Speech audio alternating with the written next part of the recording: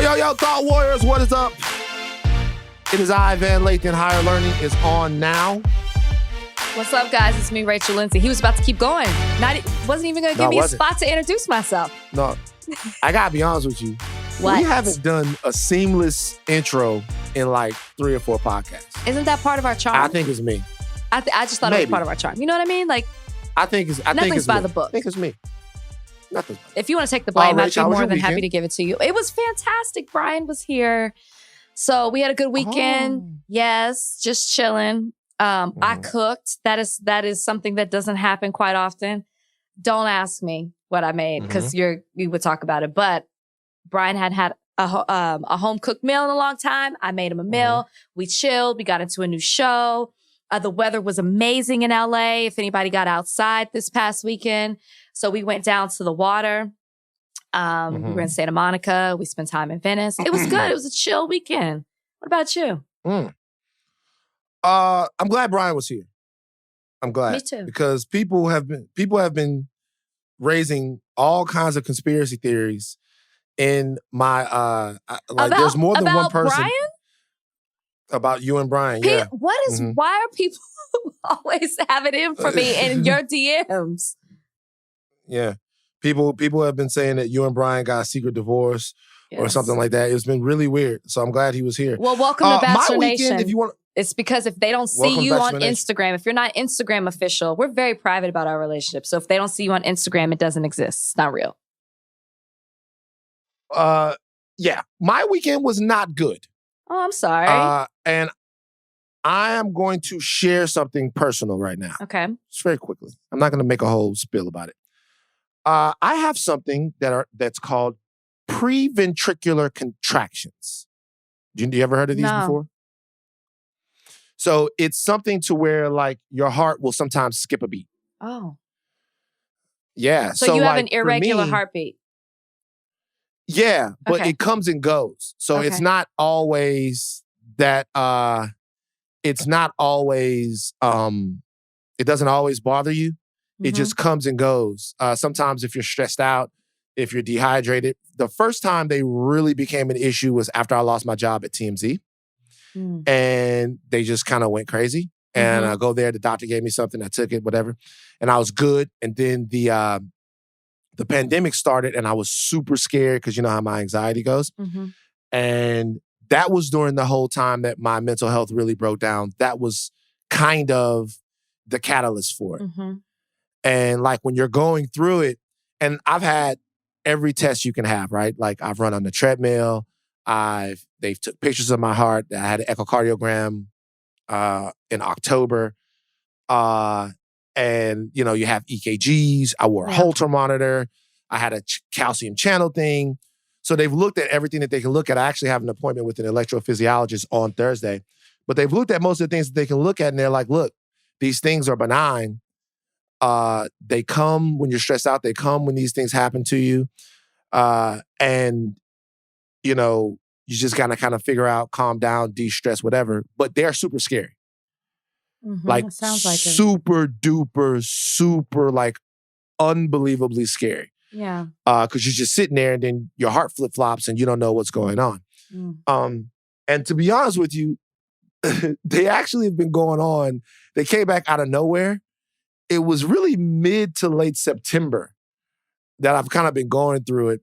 And then last 2 weeks, it's been fine. And then for some reason, Thursday, it just like, it's been bad. And, you know, so, and the only reason why I'm talking about this is because like I'm, you know, God willing and everything. Look, I've talked to everyone and everyone's been really, really nice about it. And everyone's told me, I mean, they've looked at my heart. They say that there's nothing wrong with it, right? But like, I'm just tired of acting like I'm super okay. You know what I mean? Yeah. Like, I'm okay. I'm okay. You know what I mean? Like, I'm whatever, but I'm just tired of pretending like coming on here and being all, I'm good. I'm good. But I'm just tired of acting like there's nothing bothering me. Yeah. And for me personally, no matter what it is, I'm never going to do that again in life. Like, I'm never going to act like again in life that there's nothing bothering me. You feel like you've been doing that to just this to point? soldier on. I feel like with this, it's very hard on the people in my life. It's hard on Kalika. It's hard on my mom, and it's hard on a lot of people just because it's difficult to understand, right? Because if you go to the hospital or you go to a cardiologist and they say, hey, you're checked out, things are good. Like, and they say, hey, this and this, we've looked at this and that, and try this drug, and then things are good. Yeah. This is just an annoying if you don't worry about them. And look, they were basically right. Like, after, when things happened before, they went away. Yeah. And then for reasons I don't really understand, it might have been stress surrounding the election or stress surrounding other things that were happening. They just came back. Yeah. And so people don't get how a doctor can tell you you're okay, and then like you still feel a certain way. And it's difficult for people to get. So it just sometimes weighs on you. And we do this podcast, and you want to be able to share with people. Yeah. And you want people to know kind of like where you're at and what you're doing. And that's kind of the thing. And it's really nothing, there's nothing really more to be said. There's no defect. There's no condition. It's just, that's kind of how things go. I think people underestimate what stress can really do to your body. You talk about it, but it's like stress can make your skin break out. Stress can make you gain weight. Stress can make you depressed. Stress can give you anxiety. But there's so many other things that it can affect you in ways that you don't even know. I will never underestimate how you're feeling, because I'll tell you something. I had never had an anxiety attack until into 2018. Can't even tell you what really brought it on. But that level of stress, that not understanding what was happening to me because it had never happened before, was very hard for me to communicate to somebody, because I didn't know what was going on, but I did not feel right. I wasn't okay. So I can't even imagine what it is that you're feeling and you're going through, and you're not okay, but every test is coming back normal. I just feel like it's deeper than that. And I also don't think that you should have to pretend you're okay if you're not.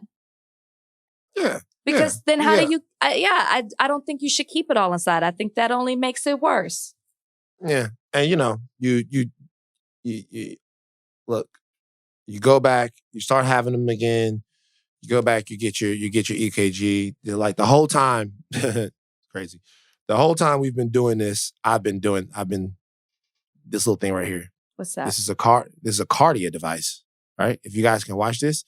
So a cardia device, this thing is a little EKG. So when we're sitting here doing the podcast, I'll just put my fingers on this and take an EKG. And what does that do? Like monitor your heartbeat? Monitor your heart and the electrical activity of your heart. And it's easy to get caught in a cycle with anything like this. It's easy to get caught in a cycle where it just becomes your entire life. Yeah. And all of a sudden you look around and you're like the only person on earth. And I guarantee you something right now.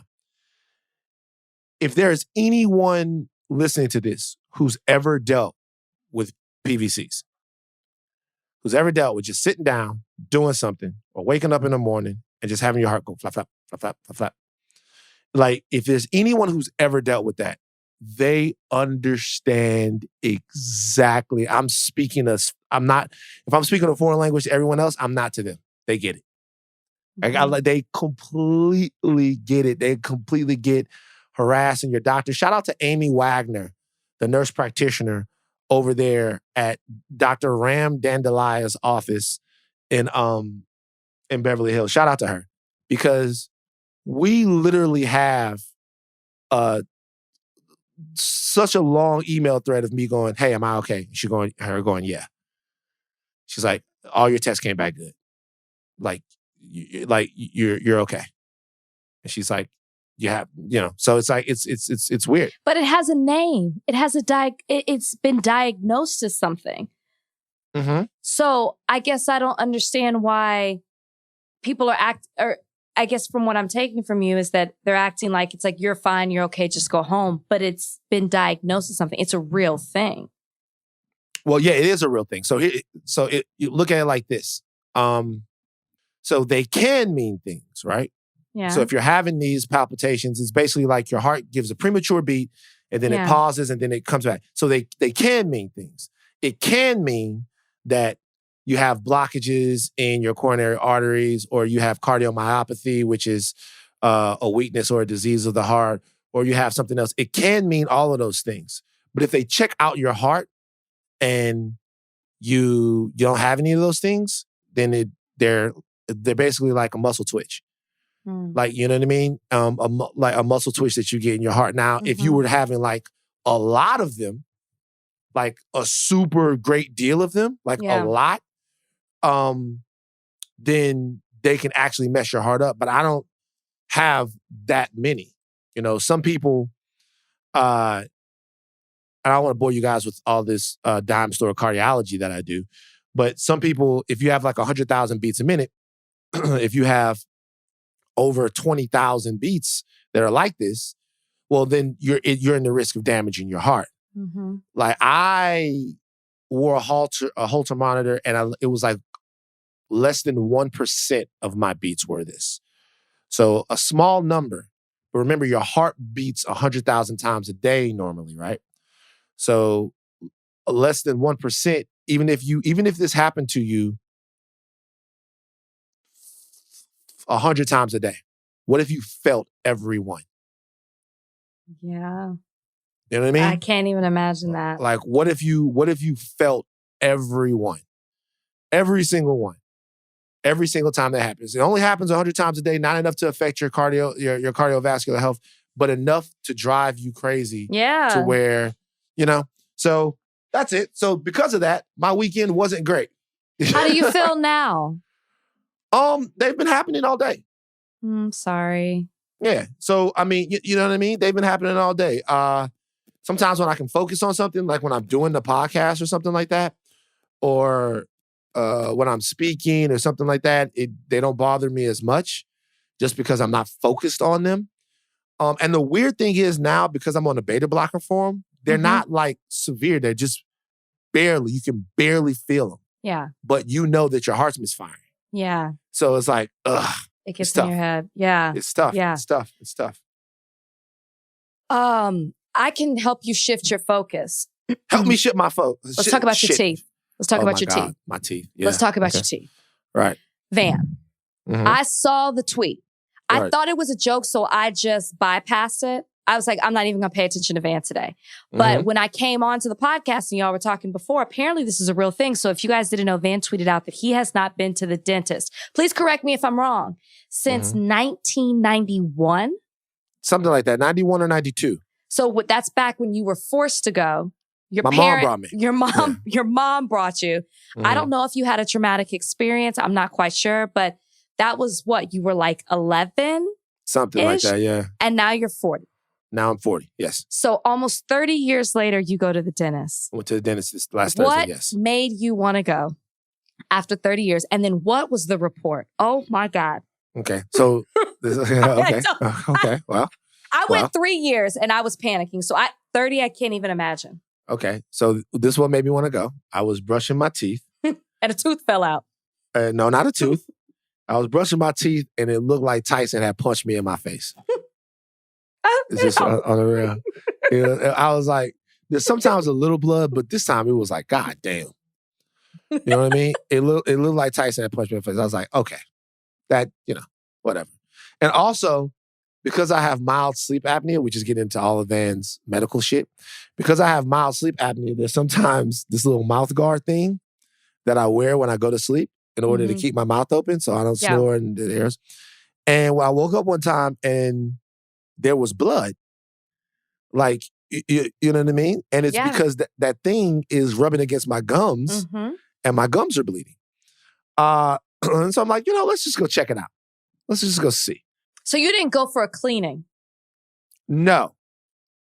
I didn't go worse. for a cleaning. I went to go start my journey with the dentist. All right. That's where I went. I went to go start my journey with the dentist. And they took an x-ray of my teeth. All right. They looked at them. They were like, hey, your teeth look good. Because I told them. I was like, look, I haven't been to the dentist in a long time. They were like, how long? I was like, I've been to the dentist once in my life. I'm 40 years old. Yeah, they were like, yeah, but when did you go? I was like, I think I was in like the 6th grade. And they're like, wow. And the nurse, she goes, wow, your teeth look great. Like my teeth looked great. I would never have known. My teeth looked amazing. They said like, your teeth look great. You know what I mean? Then the guy comes in, the dentist, and he starts doing the great guy, by the way. This is a fantastic dentist place over here. I might shout him out after I go a couple more times, but it's fantastic. I've been to the dentist since I've been here, and I've lived here 2 months. But just keep going. All right. Well, I hadn't gone. I mean, you can keep rubbing it in if you want. It's just such a bad example. But keep going. Okay, I'm telling you, but it's my example. It's the example that is me. I must be true to myself. I just remember the first time, one of the first conversations we had on this podcast was about wearing the mask and bad breath. Now I understand where you were coming from. You were talking of years and years of not going to the dentist. This is why you were concerned about that, and I was not. But here's the thing, though. Here's the thing. The reality is that I still brush my teeth and gargle with Listerine and stuff like that. You're so my old breath, school. like my breath is not, I don't think that it's super off the chain. You know what I mean? I was surprised when I was in the mask, though. I was surprised. I was like, yo. But, I don't generally have bad breath. It's not been a thing. Or maybe people are saying that behind my life. I don't know. But you don't know. Bad breath. You don't know. You never know. You never know. But, no, and so he comes in with the little tooth thing, and he starts looking at the gums, right? He starts pushing down on them, and he's giving every different tooth a number. Oh, you went to a good dentist then. Yeah. That's a good one. He's giving every tooth a number. And he was like, and he's explaining to me what he's doing. He's going, listen, so I'm looking at the gums and seeing how much plaque and all of that stuff like that are in the gums. And just let you know, it's like the number goes up to 6. 6 is like fucking, the number goes all the way up to whatever. But like when you get to 6 is when it's really, really bad. You heard 4, 5, and 6? I heard there was some 5s in there. There was some 5s. There was some 5s in there. There was some 5s in there, and then there was a couple of 7s. I don't even think I've heard a 2. Oh no. He was like, it was literally like, Van. So up here in the front, all gravy.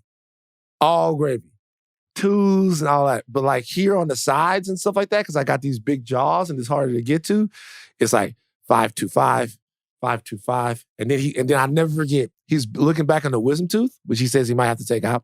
You haven't had your wisdom teeth out? I haven't. Oh, of course. You don't go to the dentist. He looks back on the wisdom tooth and he pokes down in the thing with the wisdom tooth and he goes, shit, 7. I'm like, no, he didn't. Your doctor's nuts. I swear to you, yes, he did. I'm not even joking. I promise you. Wow. He goes, shit. 7. And so, but look, I'm on top of it now. They took the X-rays. Then they cleaned my teeth. And then after they cleaned my teeth, which was not at all a pleasurable experience, the way, I mean, she was a pro. 30 years of tartar. But they cleaned the teeth, right? And now I have to go back in and clean the teeth. They said they look good. I have to go back in for a deeper laser cleaning. And then I got okay, that's not normal, but keep going. I just need you to know. I gotta get the laser. And then I got a water pick. Oh, okay. Yeah, so I got a water pick. So I brush my teeth in the morning, then brush my teeth at night, gargle, and then I use the water pick. I could probably get you an endorsement for that, but keep going. For the water pick? Oh, yeah. I did the water pick. But the water pick kind of hurts. I'm not even going to lie. The water pick's not... Yeah. I can't wait to see you. Good. Hi, I'm Van. After 30 years from not going to the dentist, I can get you an endorsement. Right. Look, it's Van Lathan. Listen. I didn't go to the dentist for about 30 years, but here I have an ultrasonic water pick. I never need to see him again. Like a pro. What it does is blah, blah, blah, blah, whatever. So yeah. But look, I'm on a journey to full body health here. We're going to see the electrophysiologist. We're going to figure this out or whatever. Or maybe one day they just might do what they normally do, which is magically disappear. Who knows? But the teeth, That's going to be the long haul journey. The teeth. Teeth are going to be the long haul journey. Did the doctor say, like, you know, with dogs, if you don't take care of their teeth, it leads to other health issues? Is the same thing for humans? Did your dentist talk to you about that? And this is a real question. I actually don't know. No, but I've read that. I've read that, that, you know, you can, but I have a healthy heart. You know what I mean? So there's not like there's, you know, I mean, there's, I'm not saying it's that. I'm just in general. No. But it's a thing though. You know what I mean? So it's definitely true. People on Twitter were like, hey man, just let you know your gum health can affect like your heart health and stuff like that. So, but I just got to make sure that I'm not being too afraid of the world and de-stressing and all of that stuff like that. Man, look, I'm glad we had Dr. Jess on here last time. The trauma and the stuff that exists in my mind from the way, you know, I joke a lot about it on here. You know, even the story that I told about Disneyland last year, last podcast, that was not a pleasurable experience. I didn't think it was, Van. You know what I mean? It didn't sound like it. It didn't. I can laugh about it now, but you know, it's for another podcast. But you got to clean out your brain. It sounds traumatizing. I'm not going to lie.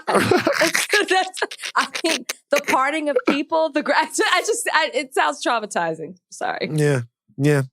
All right. Oh wow. We got a little deep here at the beginning, but let's cool down. We got topics to get to. Let's take a break. We'll come back and talk about what's going on in the world. All right. So something else has been going on, and we have talked a little bit about it, not too much about it. It was actually kind of a bloody last couple of days, a bloody month for rappers, man. In the last month, at least 6 weeks, King Von, an up-and-coming rapper from Chicago, was gunned down in Atlanta. Mo3, an up-and-coming, very established rapper. King Von was pretty established too. From Dallas, was gunned down on the freeway. And just in the last couple of days, man, Boosie was shot in Dallas. Some people are speculating about if there was any connection to the Mo3 situation with Boosie. We have no information on that. Yeah. And then Benny the Butcher from Griselda, one of the best rappers in the entire world, was shot in his leg in Houston in an attempted robbery. Yo, what the hell is going on, man, with these bullets flying at these rappers? And then what's going on in Texas? So we decided we talked to somebody. A Texas legend, Slim Thug, is going to join us right now on Higher Learning to help us make some sense about why it seems to be so dangerous to be a rapper these days. Yo, we got royalty in the house. And, you know, obviously, if you didn't know he was royalty before, you would know when you see what he's sitting in right now. He's sitting in the throne. I got to tell y'all something. Every time I'm thinking I'm doing good in life, and he knows this, that's why he's laughing. I think I'm doing good in life, like I buy a new pair of sneakers or something like that. I just go to Slim Thug Instagram. Because he'll be like riding four-wheelers in Zimbabwe. You know what I mean? He'll let you know you still got something to work for. We got rap royalty, Texas legend, Slim Thug on Higher Learning today. What's up, brother? How you doing, my man? Appreciate y'all for having me, man. Of course, bro. Look, I'm going to get right to it. Well, the first thing is, when I was thinking about you, I was thinking about, like, this year, you've survived two of the hardest things to survive. One, COVID, and the other one, being a rapper. Right. Man, what is going on out here right now? This is crazy. And I don't mean to make light of this. I'm serious. But we got in the last, rest in peace, Mo3, rest in peace, King Von. They got my boy Boosie. I went to high school. Boosie, that's my man from way back. They got, and then just now in Houston, your stomping grounds, Benny caught one in the leg. What do you feel? What's popping? Why is the whole industry jumping so bad? Oh, no clue, honestly. Like, it's just really 2020 has just been a complete disaster, man. And it's getting crazy out here. It's getting crazier, it seems like. You know, it seems like every day I hear about a rapper getting shot. You know what I'm saying? A lot of the times it was the younger rappers. Now it's the Boosies and it's like, wow, it's getting out of hand out here. And then it's in Houston and in Dallas. So that's really crazy. Yeah. But yeah, man, I don't know if it's back and forth or what's going on, but it's getting way too out of hand in the rap game. Yeah, I don't like it. Yeah. I mean, I'm from Dallas, Slim, and just speaking about it in general, it's like as a community, and another thing to add to it, you survived being a rapper, COVID, but just also being Black. And I mean, that's what we're talking about more than ever in 2020, even though it's something we should have been talking about. But as a community, a Black community, we're battling so many things. You being a rapper yourself and being so influential, how as a community can we do something to either, because I don't know why this is happening, but to bring awareness to it, to make this stop, what do we need to do to come together and step up? I really wish I had the answer. I actually got a call from the mayor before Benny even got robbed about the crime rate going up in Houston. And he was like, what can we do? Do you have any ideas of what can we do? And really, it's like, it ain't nothing really Slim Thug can do, because Slim Thug, to the younger rappers, who a lot of this going down with, is like the old dude. They don't really listen to nobody but themselves. So I don't know what's going on right now. I don't know why is it the fad is going on that, you need to be toting your chopper and, you know what I'm saying, and doing all this, shooting back and forth. And hopefully, we figure this out fast, because it's going the wrong way. And the thing is, Houston, we don't really have these type of things go down. Like, we not known for having, usually be a safe zone kind of. But it is bad out here too. And if you're in the wrong places, anything can happen anywhere, I feel like, so it's just about knowing where you at. And I heard Benny was even riding deep out here, and but it's crazy, man. Like I say, you can't even call it now. I can't even tell you what's going on. Like, I try to make sense of it but it's like you got Christmas time, which always make the crime rate go up. Then you got Corona, people losing jobs and all that there. And then, people just right now, I feel like it ain't a lot of opportunity out here, for the bottom. And now it's like bad business going on in the streets, and that leads to gunfire or whatever. So it's all kind of stuff going on right now. So it's just out of hand. Now, you mentioned earlier that you've been doing your thing for a while, and you still here, you still dropping, you still relevant. If I'm a younger cat and I'm asking you, I still want to floss, I still want to get my shit off, I still want to have everything, I still want to show that I got it, but I also want to be safe. I want to move the right way. I want to be in places where, it's not going to really happen to me, or, kind of just lower the chances that it will. What advice would you give to guys on, how to keep their name out of them type of headlines? It's important where you're going. A lot of the clubs you might go to, if it's younger and wilder, the crowd a little more hood, you might have somebody follow you from there. You might tell them, but if you go see, if it's different for a younger guy than it is for me. See, I'm 40, so I can switch up the crowd.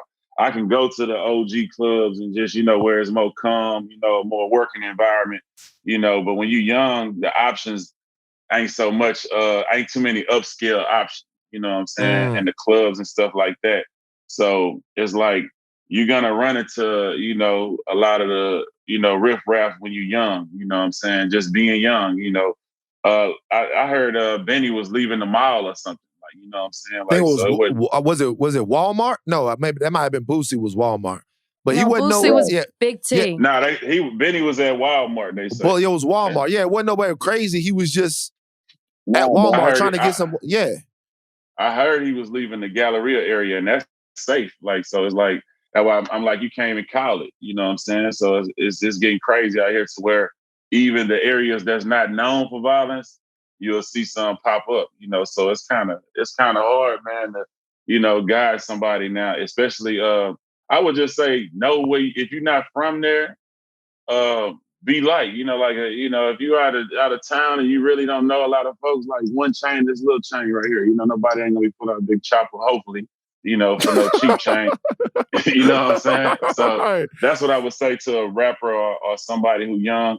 Just when you out of town and out of bounds, if you ain't with your people and you ain't got your proper security ride light. You don't need all that, extra bling on. Put your iPhone, your iWatch on. And then when it's time to perform, or you with the right people, then step out like that. But a lot of people is starving out here, man. And and if you can't feed them, you can't stop them. You know what I'm saying, from what they would do to feed themselves. Right. Yeah. Does this make you even more concerned for your own safety and well-being because of what's going on? Like, I'm sure you always are, but just even more so with what's going on. I'm a safety guy. I'm a concealed gun. I got my license, and everything, so I can roll. I got about 20 choppers, and people know that. But at the same time, I'm well connected to Houston. I know everybody in the city too. You know what I'm saying? So it'll be different for me than it would be for somebody who from out of town. You know what I'm saying? Same as if I was to go to New York, I wouldn't be out there.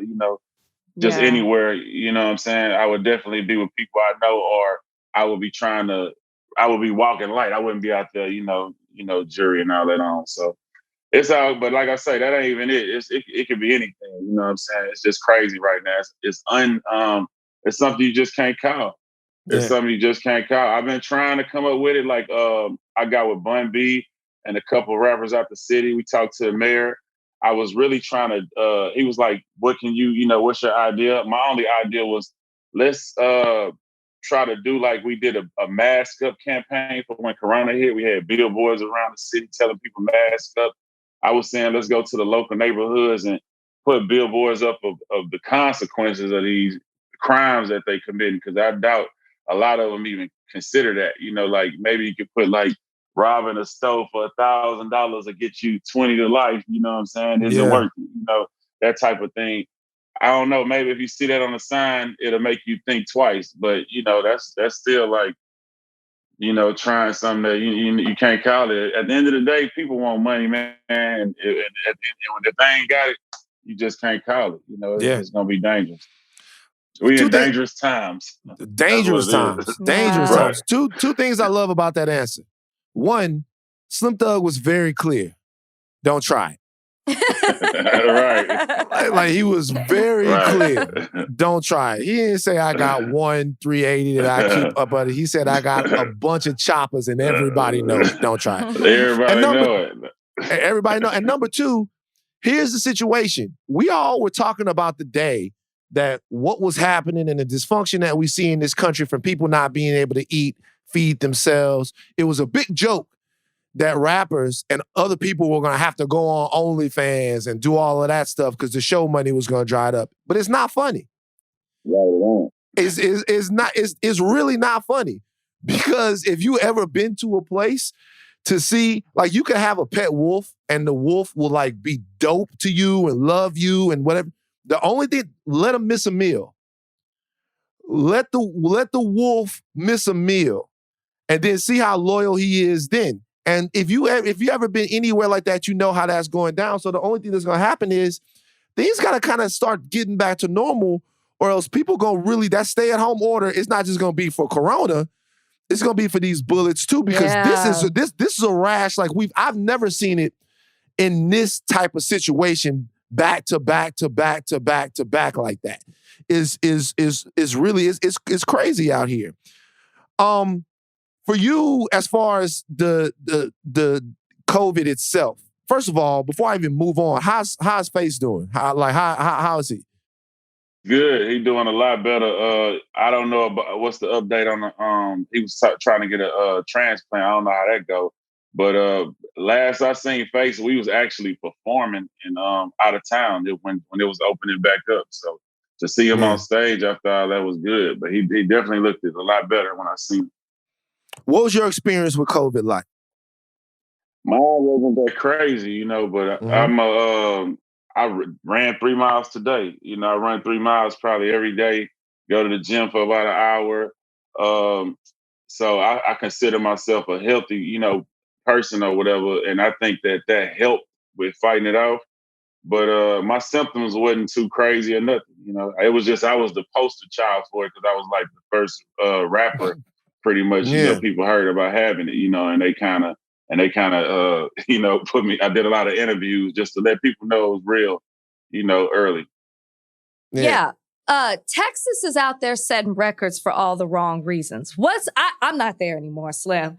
What's going on in our state? And I know you talked about the mask up campaign you're doing, or you've been doing. What else can we do to get people, one, just to stay safe for what we were talking about before with this violence, but two, also you've experienced COVID, you've been through it, where like I said, Texas is setting records. The country is having unprecedented numbers more than before. What can we do to fix this or to help it?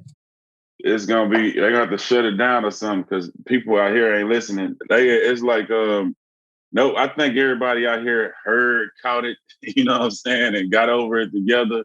And then now they just not scared of it, you know. So everybody moving like it don't exist in Houston. Honestly, I would, just keeping it 1,000. Everybody is moving like it really don't exist. I mean, you'll see people mask up and stuff like that, but at the same time, a lot of us is not really concerned. But they would really have to actually shut the whole city down, I think, to actually make people, you know what I'm saying, chill out. Because it's just really like keeping it real. People is just moving around like, compared to other places. I've been a few other places and y'all shut down. We not shut down. Everybody from out of town is in our town. You know what I'm saying? Yeah. Going out and turning up, so. Are the clubs open? Yeah. Clubs is open. Yes. I didn't know clubs that. Is open. It's popping. And packed. Look on my story. I was in the club last night. Slim! See, that's not fair though. See, that's fucked up. I had my mask on. Slim, people are catching. No, they're catching it again. You got antibodies though. You got antibodies. Everybody that only lasts for a certain amount of time. Right. I'm telling you, like I told you, I think everybody in Houston caught Corona together, and we all got over it together, and we all got our antibodies, and now we just moving around. Like, I just took a test recently, like I'm good, so. But I definitely like right now we chilling now. At first it was like we was moving and nobody was saying nothing about the numbers going up. Nobody was dying. Now it's just these last couple of days that we, starting to get back serious about it like we was in the beginning, but Houston been open. Would you prefer that they shut some things down in Houston and close some things so that the numbers don't go too crazy? What's your stance on that? I don't know. I don't want to say that, and then my promoter homeboys cuss me out, but because it's like I know they gotta eat too, you know what I'm saying? But at the end of the day, we want everybody to be healthy and safe. So if it took us shutting it down one more time, it's wintertime, man. Get you a wintertime boo and just chill, for a couple of weeks. Let's just all get over it, you know what I'm saying? Or at the end of the day, I'm gonna keep it real with y'all. I'm not a conspiracy theorist, and me having Corona before, I'm gonna take the vaccine. I don't think Bill Gates want to kill a broke dude named something. I don't think Bill Gates can gain nothing from doing no harm to me. So I will definitely take the vaccine I'm ready to get life back to normal. For real. I got an idea about the vaccine. I want you to. I'm gonna test my idea on Rachel and Slim Thug first. All right. Now, seriously, this is my vaccine idea. I'm serious. This is true. This is real. This is serious. Okay. All right. So Black people have every reason to be distrustful of medical science. Every reason. All right. They told us they was gonna cure our syphilis. They didn't do nothing. All right, they drop crack off in the neighborhood. If a doctor on there and they talking to you so what we have to do is inside the community, we have to have somebody that we all trust take the vaccine first, and then we got to watch them, okay? Not me. Denzel Washington. Denzel Washington. No, Denzel Washington, bro. Why not Slim? He already volunteered his tribute. Slim Thug could take it too, but people gonna be like, yo, Slim Thug might be with them. He already had the Corona. Yeah. You know what I'm saying? He might. They think I got paid to say I had Corona. They think you got paid, you know what I mean? They might think they gonna be looking for old pictures with Slim Thug and Bill Gates. I think what we need is Denzel Washington, the most trustworthy Black man in America. He take the vaccine first. We wait 6 weeks and then we say it's good for the hood. It would have been Will Smith, but he had a rough summer. But Denzel Washington, take the vaccine. Is that not a good idea? If Denzel takes it and it don't fuck up Denzel, then I think the rest of us could take the vaccine. I think people will be down with that. Denzel and Obama. That'll be good. I think that'll be good. Obama. That's it. Yeah. That's the one. Yeah. That'll be cool. I think people trust it after that. But I ain't gonna lie, man. I believe in medicine. I'm the type of dude who, if I get a stuffed up nose, I'm trying to get a sinus shot or something. So I'm serious about medicine. So I just wanted to get back to normal. You know what I'm saying? I'm ready for the world to get back to normal. I'm just tired of this corona stuff. It's kept. Yeah. But man, these people got to be able to get some money because we blinded right now with corona time of the economy, the actual economy of what's, really going on. And these people is like, that's why this crime rate is going up. These people don't have them checks ran out. At first everybody was scamming and getting their little, 1,200 and plus, and now that's running out. So it's going to only get worse if they don't open it up. So we need to do something. I'm going to ask you one last question, and I know you're not going to want to answer it. Okay. I'm from Baton Rouge. Yeah. You from Houston, Louisiana, right. Texas. We get along, but this what I'm about to do. I put together, you know how on the internet they do them little starting fives from different basketball eras, and then they say, can you beat the starting five? All right. I put together the Louisiana starting five of rappers. Yeah. All right? This is our starting five. Now, I'm going to see if Texas can fuck with us. This is our starting five. We got 6 man. So our starting five is, 6 man. Obviously Wayne. Wayne. So this is Wayne, it's Master P, Boosie, Juvenile, and I'm gonna throw a curveball. I'm gonna put Jay Electronica in there. Now, there's a lot of people I could have fucked with. I could have fucked with Kevin Gates. I could have fucked with BG is the 6 man. BG is definitely the 6 man. Jizzle, yeah. BG is definitely the 6 man. See, the thing with BG is that BG mean more to us, but Juvenile just went crazy. You know what I mean? So, but BG definitely the 6 man. So Wayne, J-Elect, Master P, Boosie, and Juvenile. That's the starting five I'm gonna give you for Louisiana rappers. All right? Shout out Youngboy, Kevin Gates, all of them. They will be in the next generation. But in this one right here, that's what I'm gonna give you. Can Texas put together a starting five that could compete with Louisiana? I think so. Maybe not sales-wise, but legendary-wise, yeah. We got Pimp C. We got Scarface. Oh, man. We got Bun B. You know what I'm saying? If we want to go young, we got Travis Scott, who was a whole worldwide legend. Yeah. We got Megan Thee Stallion. Keep going. Man. Man. Okay. Yeah, no. I'm not gonna lie. Wait a minute. I thought I was about to fuck You over were this ready. man. You were ready. Wait. I'm so glad we have Texas representation on here because he tries to do me every single podcast. Megan. Thank you, Slim. So Pimp C, Scarface, Bun B, Megan, and then who else you got? Travis Scott. Damn, that's tough. Yeah, Travis Scott, yeah. He didn't even need a 6 man. You did. Well, we got a lot of 6 man. They got a 6 man. They got a fucking. Yeah. They got a whole era. All right, we're gonna let people decide. Texas is an underground, state, but for the most part. But we got a few superstars. We ain't even gonna bring a Beyonce or none of them in there. We're gonna leave them out of this. Yeah. Leave Beyonce out. See what I'm saying? But hey, what are we talking about? Rap? Yeah, you gotta leave Beyonce out of it. Right. She got bars. Now she can spit. All right, Slim, bro. You just dropped this year, man. When you it came out this past March. You know what I mean? When you coming back, what's on the horizon for you right now, career wise? In Texas, we underground, so I'm constantly putting music out, whether even people know it. I'm gonna drop every year at least 2 projects every year. But a lot of it be underground. Some of it might be on other people's beats, sometimes.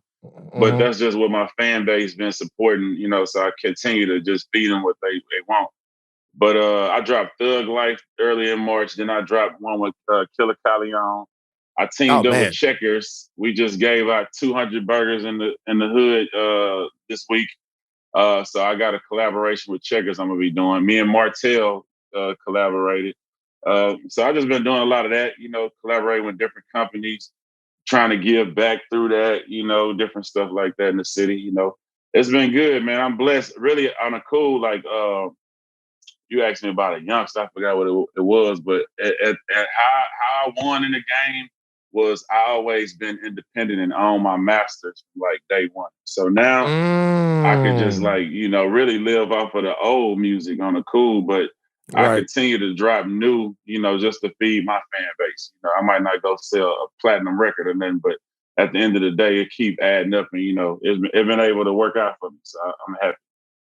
That's real. That's real. Yeah. All right, I want y'all to shout out a legend, man. All over the place since I was in college. When we was head down in Houston, you know what I'm saying, watching the Rockets play with Robert Pack. Used to be over there doing this thing. And we realized that going to a place like Houston and being with a nigga that say he got a key to the hood and you good, gotta be the right nigga. Because you'll be in a situation, and that's just, by the way, that's just good advice for all of y'all. You're going to Houston, you're going to Atlanta, you're going to Brooklyn, you're going to these places. Don't worry, you good. Make sure he good. Because if not, everybody will be bad.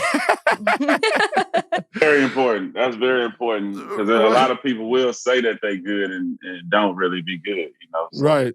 If you touch down in Houston, like if you're a rapper, honestly, keeping it 1,000, a good person to get with is Jay Prince, man. Like he is really like the real, streets police. Like, like a lot of the rappers touch down, they go get with Jay Prince, and then, Jay Jr. will show them around the town, and it's good.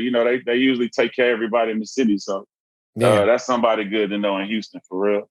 Yeah, I interviewed Mr. Prince, so maybe maybe I can come through. Maybe I'm good. All right, bro. We appreciate you. We appreciate you taking the time, man. Seriously, bro. A legend, and glad to see that you're recovered. Glad to see that you're doing all right, and glad to see that you're still getting money, because them boys is like 7 feet tall each, and it gotta cost a lot to feed all them boys, man. You seen Slim Thug's boys? No, I haven't. How tall are your sons? Oh man, honestly, my second son, he just brought it up. I don't know exactly what he is. My oldest is 19. He's 6'6". My second son is 15. He about 6'5", at least, gotta be by now. My youngest is 8. I don't know how tall he is, but he just got a growth spurt. But man, I got some giants, man. Hopefully one of them play basketball or some type of sport. Give me a return on all this money I've been spending on them. All right, bro. We out, man. We appreciate you, dog. Appreciate y'all having me, man. Y'all have a good one. All right, all right, peace. Wise words from a good man right there, Slim Thug. What's happening right now is an epidemic. It's actually pretty frightening in terms of what's going on in the game, man. Slim been around for a long time. You will not find anybody to say two bad words about him. So it's just an interesting time when the Mo3 thing happened there in Dallas. You talked about that. And then Boosie, and then Benny, and then, man, King Von before that. It's the way it's happening. It's the way it's happening. I mean, like, it's a tragedy in itself, but getting chased down on the freeway midday, like, people have no regard for life. That's what I'm not understanding. And this is some beef that is 4 years old. It's crazy. We got to do better. We got to do better. We got to be better as a community. Yeah, and we also have to deal with some of the things. And remember that, like, a lot of these situations, like, people don't have much else to do. They don't have much else to do. They're stewing over certain things, man. And certain things are just really, really, really, it's really a scary time in a lot of ways, man. And I hope everybody can bear down and, like, we can get through this. Because really, in a lot of ways, it's a very, very scary time. Okay. Love that with Slim Thug. Man, I did not think Houston was going to be able to compete with Louisiana with our top 5. Yeah, you stay underestimating Houston. Now, I was a little upset he didn't name anybody from Dallas, but he did name some really great Texans, so I can't say anything about that. Yeah, also, my Louisiana list, that's my list. You know what I mean? It was a good list. Yeah, like Wayne, Jay Electronica, which I throw in there, that's a personal one. Master P, Boosie, Juvenile, BG. Like, it's a good list to me. That's a good list. And wait, Travis, I forget Travis. I forget about the Travis Scott thing. Yeah, Megan Thee Stallion, Pimp C, yeah, Bun B. He didn't even name himself. He had all of UGK. He had UGK. He had UGK. We got to get this started, by the way, in terms of different states. Put your top 5 together. I like it. Yeah, the higher learning. We're going to start that higher learning rise. Different state, put your top 5 together. He had Pimp C, Bun B, Scarface, Megan Thee Stallion, and Travis Scott. That's crazy. Yeah. That's crazy. Like, that really is crazy. I mean, it's a gang of rappers from Houston he didn't even put on that list. First of all, himself. That's what I was going to say. Paul.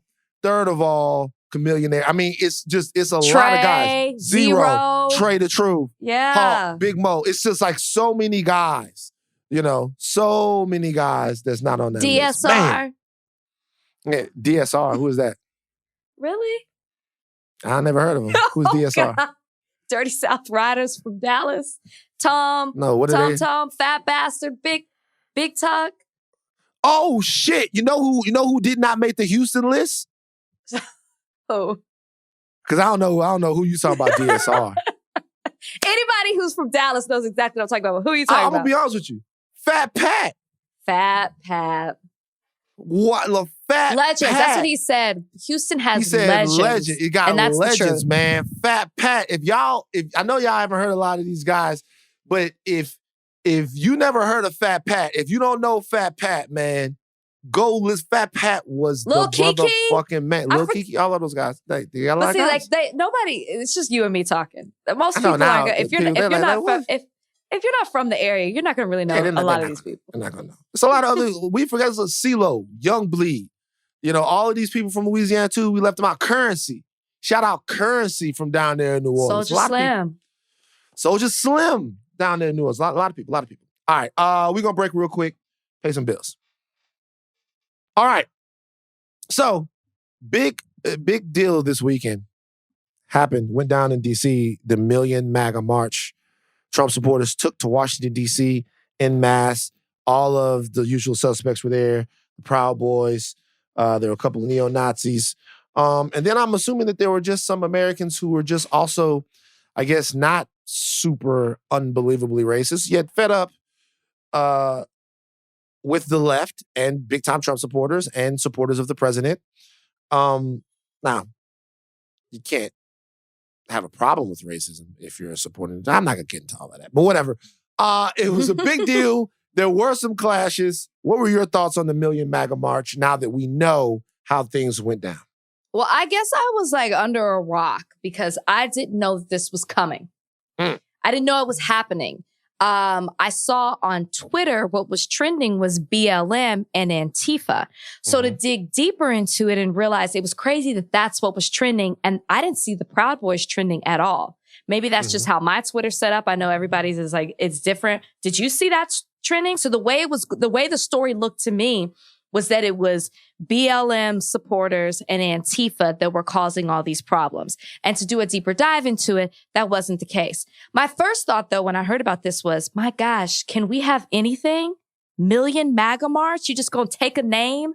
The Million Man March, which is something that was for us, something that is supposed to be about positivity. And you guys are going to the streets marching about something where there's no evidence, where judges are constantly throwing out these cases and you're just spewing lies. It's crazy to me. I know we talked about this before and we anticipated that there would be protests, but this is a little different, right? Like you can be upset that your person didn't win, but I guess I get conflicted on the message that you're putting out there because the whole thing that, you know, a lot of Trump supporters put out there is that you're for America. and you love this country. Okay, so your person didn't win, but if you love this country, then you need to get behind the person who's leading your country because you love it so much and you want to see it thrive. To me, it is the complete opposite for you to go out in the streets and fight against the system when all you're doing is causing division within the country. I don't understand it. I also just don't understand a whole march that's based off of false accusation and lies. But here we are, with the Proud Boys and Trump supporters. So, so the real estimates, they didn't get close to 1 million people. The real estimates were around 10,000 people showed up to the which is still a lot. It's a lot of people. It's a lot of people to descend on Washington, D.C. Obviously, there were going to be tensions that rose. I think the Proud Boys weren't trending, but there was a video of the Proud Boys trending and their initiation ritual that they have. I don't know if you saw that. Punching this guy, and he was saying all of this stuff about he's a Western chauvinist and blah, blah, blah, blah, blah, blah, and I have a small penis and all of the other things that they were saying. That's one of the things that the Proud Boys say. You have to, in order to be a Proud Boy, you have to have micro penis. I'm sorry, what? You didn't know this? No. Are you kidding? No, it's true. It's like written in their bylaws. Like, so they have to take a peek. There's like, you can't be past a certain number of inches. I'm not sure what the number is. I'm being serious now. I'm not sure what the number is, but I think it starts with I think Gavin McInnes himself is kind of the guy he started. I think he's like a, at full attention, I think he's like 3.1. So I think, to be a Proud Boy, to be in a Proud Boy is you have to have a micro penis. It's part of it. Continue with the story. What? I mean, what? It sounds like a group session, you know what I mean? For to gather if you have a micro penis, come here, you're in a safe place. First of all, I'll say this. There's nothing wrong with having a micro penis. If you have a micro I'm not penis, saying that. It's just to put it down in your bylaws as, Now, let me ask you a question. You really think that the Proud Boys have in their bylaws that you have to have I've made 4 or 5 times, and you keep going. I obviously made that up. I led you down the primrose path of micro penis. I led you down the micro penis yellow brick road. I didn't believe you, but after the 4th time, I'm like, okay, surely he'll tell me. Yeah, you let me. I walked that yellow brick road. You walked the micro penis yellow brick road just then. I sang the song. I did. I sang the song. Right. Oh my God. No. So they have to say I'm a Western chauvinist and I don't want to, go to the library or whatever it is. Look, Proud Boys, whatever. And that was going around. More to the point, I guess what was happening is there were obviously skirmishes. If you have 10,000 people coming together in that type of situation, then, people going about their business in D.C., there might be counter protests. And as we saw in other places like Charlottesville, like Portland, there were skirmishes between Trump's, supporters and then people on the other side of that. I guess for me, the interesting thing was that the Million MAGA March is what people thought that they would see in American cities all over the nation. Right. If Donald Trump lost the election or once the election was called. Right. And I got to be real with you, you really haven't seen that. Nope. You really haven't seen very much of people just going ham because their guy won or lost. I've seen... I was driving down Santa Monica, and in Beverly Hills, they had a big gathering because police were there. But when I say big, I think it had the potential to be big. It wasn't that big when I saw it. There might have been 50 people out there, but they were all set up for Trump. Right. I've seen people on wheelchairs standing on the corners, with Trump signs and playing God Bless America or something like that. But no marches, no nothing. So why do you think that they waited until wouldn't you think it would have been last weekend? Well, I think last weekend there was a little... We found out Saturday. But I think last weekend there was a little bit more hope because at this point, by the time the Million MAGA March had started, all the states have gone. Of all the states that were contested, the only one that the president was able to actually pull out was I think, North Carolina. Georgia was called for him. Pennsylvania was called for him. Nevada was called for him. Arizona was called for. So there is nothing. I don't know how better to say it. There's nothing. There's no hope in any actual way. I mean, there are all of these sort of cloak and dagger ways and speculative ways that people talk about he could still do something, but in the actual world of whatever, it was a pretty about thin margins, but a pretty clear mandate from the American people. So I think that the Million MAGA March now was more about emoting than it was about actually trying to affect anything. That's exactly what it is. I mean, you look at the right, but I mean, obviously the violence isn't fine, but yes, sure. they definitely have their right. I just wish they would have chosen a different name. You couldn't pick anything else. It's like it is what it is. But I honestly thought it would have been done sooner. Yeah, I mean, really, the bottom line is I don't really give a fuck about the Million MAGA March. I don't care. Sure. Like, I don't care what they do. What I care about is a peaceful and constructive transition so that America can get down to the business that America has to do. The reason I care is because of the lies that are being told. I think that's what there really are people who are spewing out this misinformation without any facts, any rhyme or reason. And I think that's what's troubling because you still had 10,000 people that went out there. You know, that was just DC. Think of all the people who voted for Trump, all the people around this country who actually believe this rhetoric that Trump and his administration are putting out there. I mean, Trump even drove by them and gave them, you know, basically like the high five from his car when he was on his way to the golf course. I mean, that, if we're trying to move together, and not that I thought it would happen 10 days after the election was called, but it's just when you see stuff like that, you have to remember there is a huge issue with people who are still supporting these type of beliefs. And I think that's what that march symbolizes, and that's why it's troubling. Yeah, well, hopefully they got their money's worth. The president and, I mean, listen, hopefully it is. Hopefully they got to get it all off their chest. The president himself is sort of signaling that he's getting a little bit more comfortable with I guess, accepting the results of the election. Nah, he acted like it, then he didn't act like it. He's going to feign to the very end, but I think it's going to all be over here pretty soon. Now, something that happened last week that we didn't talk about involving a guy who I know. Who? I want to ask you a question about this. Carl Lentz, do you know who that is? Pastor Carl Lentz from the Hillsong Church? I do know who he is. Okay. So Pastor Carl Lentz is a pal of mine. And so I don't know if people heard. He is. Okay. He is. I don't know if people heard, but Pastor Carl Lentz was fired from his post at Hillsong because he had an extramarital affair. So he's a big-time pastor. If you guys know Carl Lentz, he was the guy that kind of brought Justin Bieber back from the edge. And now Justin Bieber has given his life over to God. And it's a different Justin Bieber, but it wasn't Justin Bieber. It was, it was Tyson Chandler. He was very, very, very close with a basketball player who plays now for the Brooklyn Nets. Tall guy, went to Texas. His name is Kevin Durant. Carl Lentz was very cool with Kevin Durant. Shout out to Kevin Durant. Honestly, I thought you were explaining to me Tyson Chandler, and I was like fully aware of who he is. No, shout out to Kevin Durant. That's all I'm going to say. Every time he comes up on this podcast, just shout out to KD. Which is almost never, but Kevin Durant. Yeah, he was fired because he got into an extramarital affair. The whole sordid story is out there. If you want to listen to that story or get into that story, you can. I'm going to ask you a question, Rachel.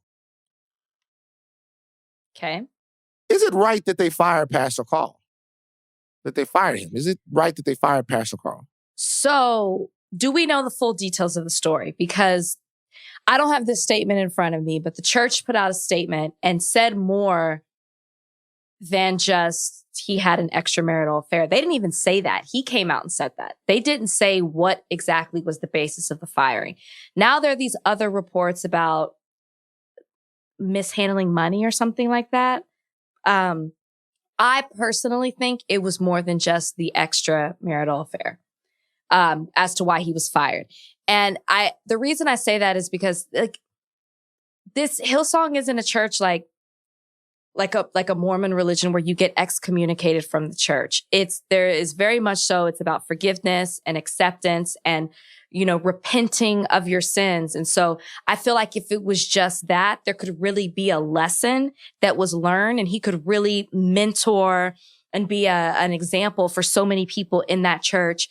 Because I personally, when pastors come forward, like my pastor, for example, in Dallas, came out and said he had an addiction to porn.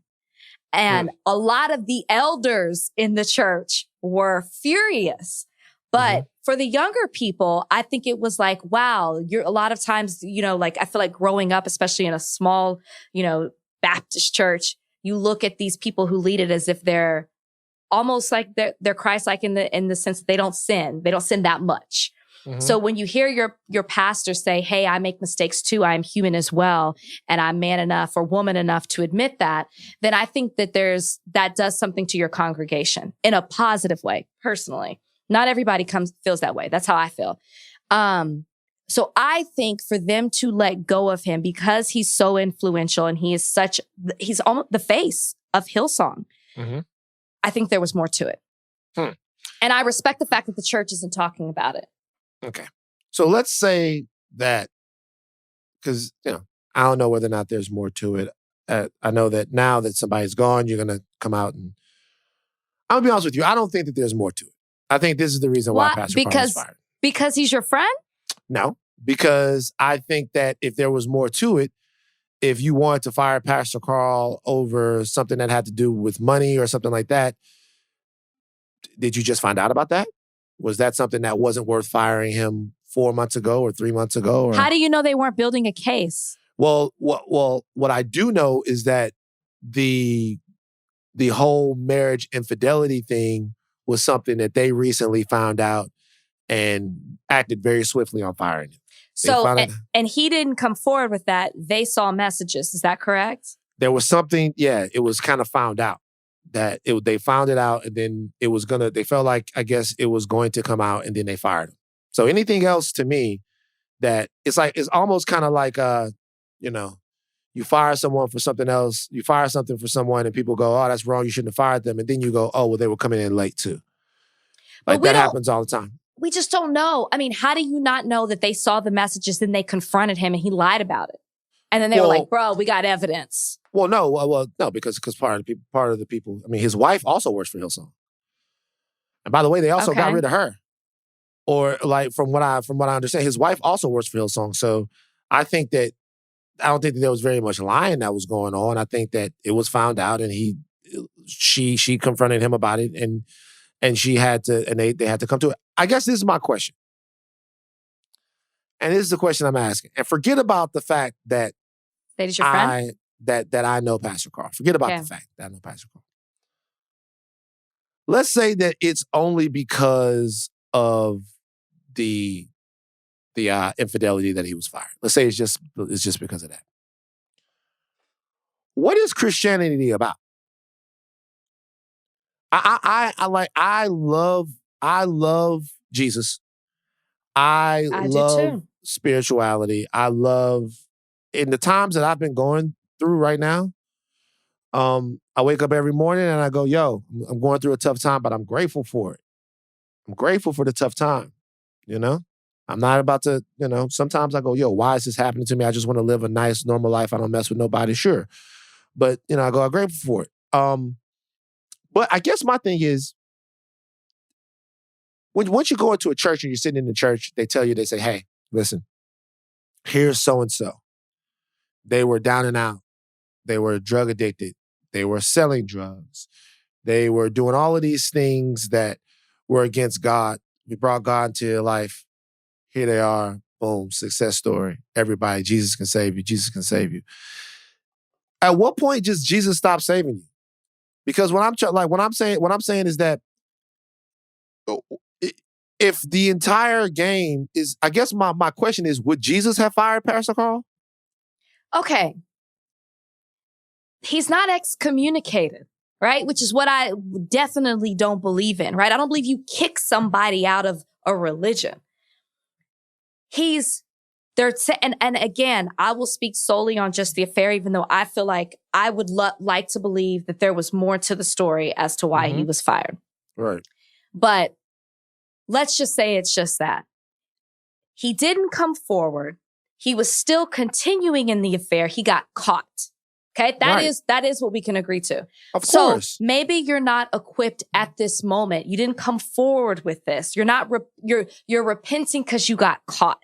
Like you're admitting it and speaking out about it because you got caught. So maybe you're not equipped to lead this church right now because for all we know, you would have continued down this sinful path. To me, that is what they're saying. You're not equipped right now. You can still attend the church. You can be a part of the church, but you can't lead this church. You've gotten caught up in that. That's how I am taking it. Now, if he's kicked out the church, and I got something else to say about that because I don't believe in that. That's not Christ-like. Jesus wouldn't do that. So then the people that lead the church, then those people are perfect. They're not going to make any mistakes. Nobody's perfect. And Christianity doesn't teach you that. It's not about being perfect, but are they leading the church? And I think if it was a board, I don't know the setup of the church, but if you're leading the church, you're asking me this question, and I'm just saying personally. First of all, Pastor Carl is not the leader of Hillsong. He is probably their most popular pastor. But he leads the New York church. He's the leader. What I'm saying is that so if you're the leader of the church, then you walk, because see all these other guys that we're talking about, Swaggart, Kurt Franklin, John Gray. Oh, by the way, I'm not coming at these guys. These are all great. Did John Gray have something? Didn't something happen to John Gray? Yeah, they did. They did. But they did. All of these guys did. That's it. But you know the reason? You know why those guys weren't fired? The reason why those guys weren't fired is because nobody can fire them. It's because they're the tip of the spear at their churches, right? So when you look at these guys, like nobody can fire them. There's no checks and balances.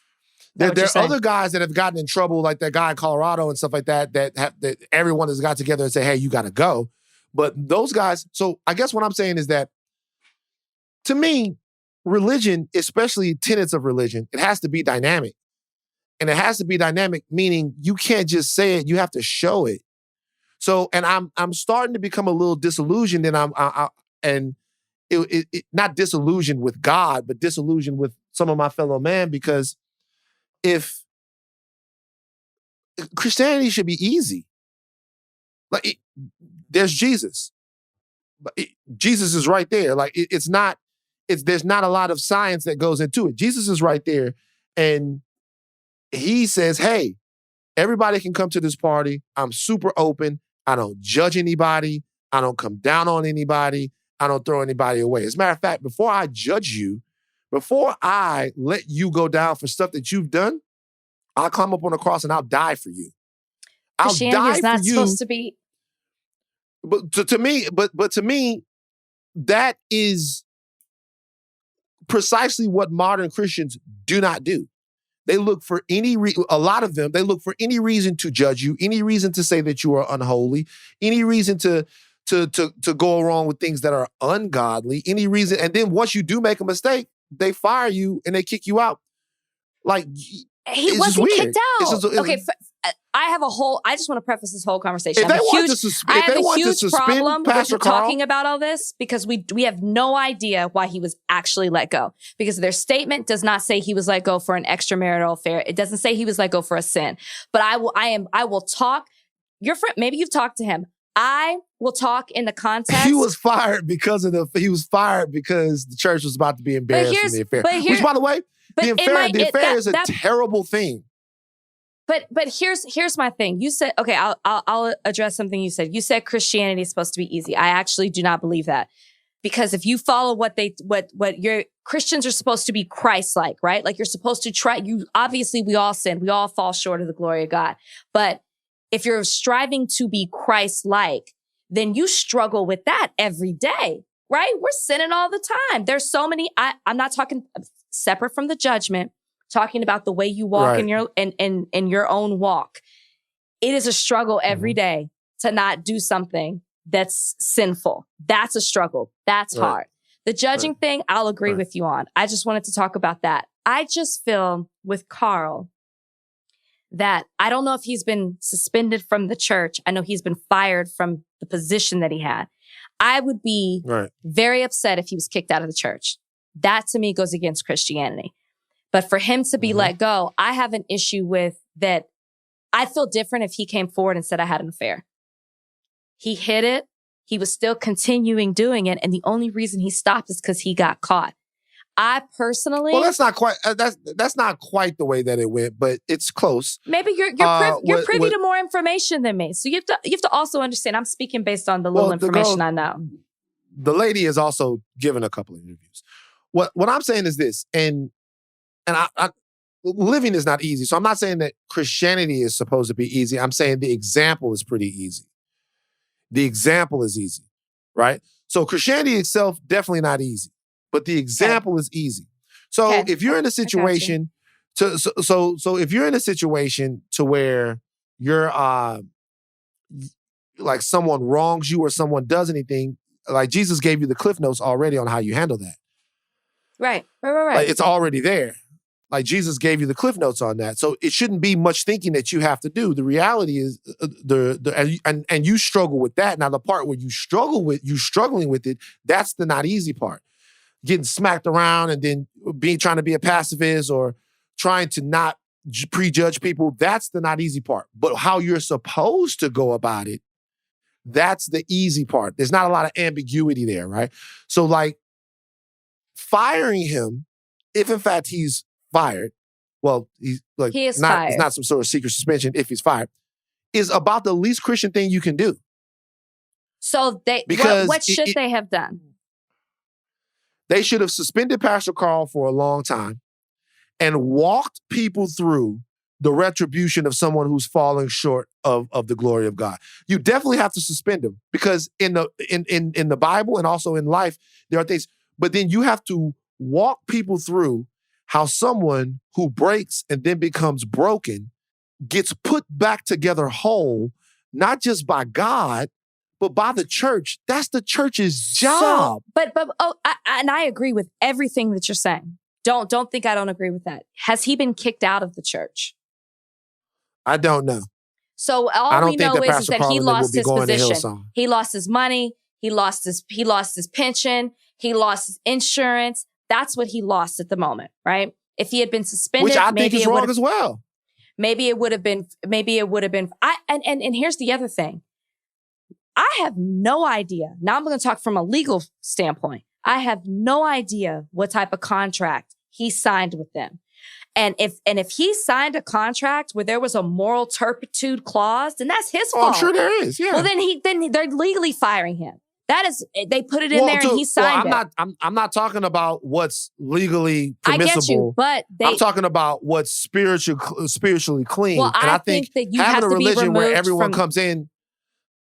I just think you have to be removed from that post. I do. Because you're not mentally equipped. It'd be different. If he came forward, I would have a whole different speech. But you got caught. You got caught. That means there's a total difference. No one is mentally equipped. It's weird to say, hey, everyone sins and falls short, and then God can make you whole. But man, we're gonna pass by that mandate. That's not it. We're gonna tap you on your. How is it not? No, there's a total difference. Like, let's just be honest. You are on a different, call it right or wrong. But when you're a pastor of a church, you're on a pedestal. You're on a different level, right? You're held almost to a different standard. Call it right or wrong. It's the truth. Is it not? But it's not right, is my thing. You're a human being. But it is the truth. You are a human being. And nobody's saying that Carl Lentz can't sin.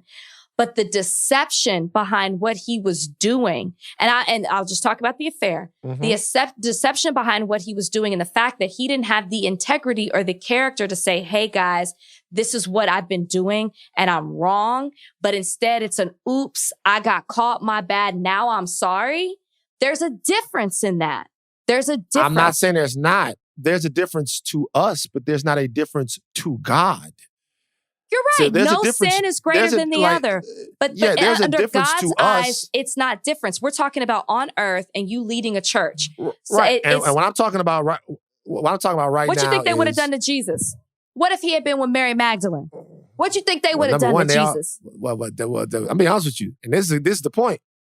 Jesus didn't even do anything, and they did him that way anyway.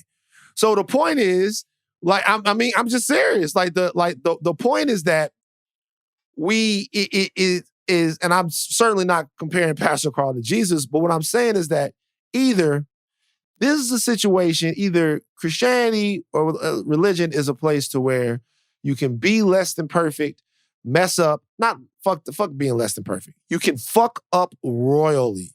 You can be the worst. You can do all of this stuff. You can deceive your wife. You can put your family in jeopardy, and then you can come back and be made whole again. Either it's that or it's not. There's no middle. But you can, he can still be that without holding that position. Unless he was kicked out of church, period, you can still find your way back. Like them saying he's no longer going to lead. I don't agree with that. That means you take the position and you're saying you're not good enough to be a pastor. So a pastor can do whatever they want to do because under God's eyes, they can be forgiven. You could do whatever you want to do, but because God is a forgiving God and the church and we all sin, it's all good. I don't hold a pastor to a different standard than I hold anyone that's in the church. But most people do. The pastor understands the message better. The pastor might be a better orator, he or she. Like they understand it better. They might be a better orator. But as far as how I forgive or how I look at somebody coming back after they've messed up, I don't think God has a special category for that. I didn't say that, but you're basic. I just want you to know your argument is that my pastor can do whatever he wants in his private life as long as he comes in and repents to God. So he can be at the strip. I'm not saying he can be doing. I'm not saying but that. It's fine. That's what the Bible says. He should never. No, but it's about leading a flock of people. There's a difference. So when you lead the flock, you got to be perfect. No, but you got to be striving towards being Christ-like. Is that not what the Bible teaches? Okay. So your pastor with the porn addiction. First of all, which side was it? Did he say? No, I didn't ask, and he didn't say. I don't think he was trying to lead people. I don't think he was trying to lead the flock to the porn. It was just more of, crazy. I want to come to you guys and say this. And no, he wasn't fired. It would be, and I don't think he should. It would be crazy. It would be crazy if he was like, "Yo, I have a porn addiction, and I gotta tell you guys, I used to wake up, go to Pornhub, and I used to search stepmom and stepson videos, and I tell you something, it was, and then y'all just jumped in like, "Hey, oh, pastor, stop reliving it." You know didn't happen. The stepmom shit goes hard. But stepmom, like it's stepmom, stepparents. But I didn't ask. So he didn't get he didn't get fired? Nope. He didn't get fired? Nope. He decided he wanted to come out and talk about it. Wasn't caught. Wasn't the elders weren't like, you need to come and talk about it. He did a whole sermon on it. You don't know the backstory though. You don't know the backstory. Somebody might have been surfing the church servers. My dad's a deacon in the church. I wouldn't know. Did you check your dad's browser history? Did you check his browser history? This is why the judge will never be on the podcast. The judge. All right, guys, look. Just, whatever, man. Just I hope that Carl Lentz, I really hope, I think he is amazing at what he does. And I think that, he'll be back doing what he does best in front of people sometime soon. Maybe he'll start his own church. Maybe he'll be emboldened by some of the things that you're saying and say, you know what? I want to build a community where, I can have extramarital affairs, but it's at the end of the day. Okay. At the end of the day. Okay. Hopefully, the first thing, that a family can say together, and hopefully lessons have been learned and people understand the way that their decisions. But I can tell you one thing: it's a good man. It's a godly man. Never said he's not. And that's all I'm saying. There's a lot of people's lives who are better off right now. Gosh, I could Carl Lentz is on earth. I could get into a whole conversation, and maybe that's another day of why this continues to happen. What can these happen? The extramarital affairs? Mega leaders of mega churches. Oh, there's no mystery to that. There's no mystery. Jimmy Swaggart, Jim Baker, Jimmy Swaggart. I knew. Took it back. I mean, I'm saying, but there's no mystery to that. There's no mystery to that at all.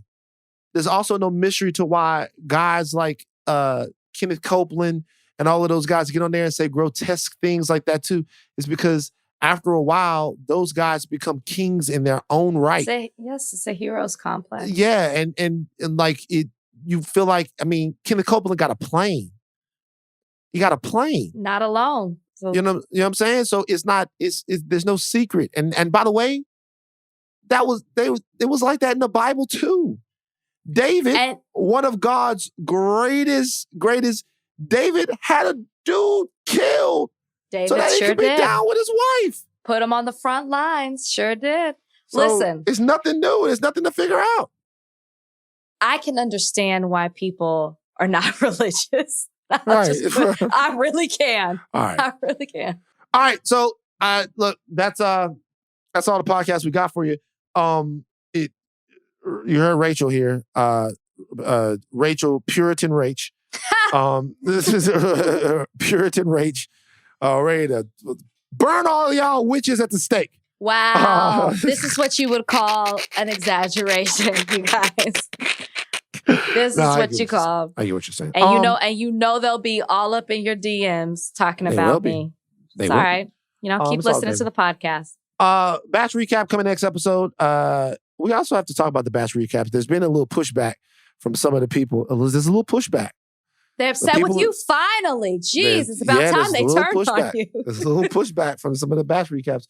Batch recaps next episode. Also more, the news is happening so fast, you guys. There's a Boy Scout story just broke while we're recording this, and it's fucking disgusting. We'll have a little bit more on that on the next podcast. And also, I'll tell you guys how my trip to the doctor went. My trip to the electrophysiologist keep us on posted. Thursday morning. I definitely will. All right, you guys can take your thinking caps off, but do not stop learning. I am Van Lathan. I am Rachel Lindsay. Oh, can I just say thank you to all the thought warriors? So many of you reached out, especially teachers, about my nephew and the story that I told. Yeah. So many people just really were. It's beautiful, this community that we're building. So I just want to acknowledge you all. I did not have time to respond to everybody, but just wanted to say thank you. He is doing well. He is now sitting at a table of 3 children. Yes, he is coming. Little Alistair's coming up in the world. So thank you, you guys. Really appreciate that. Good for him. I'm glad to hear the little man got it. All right, we out.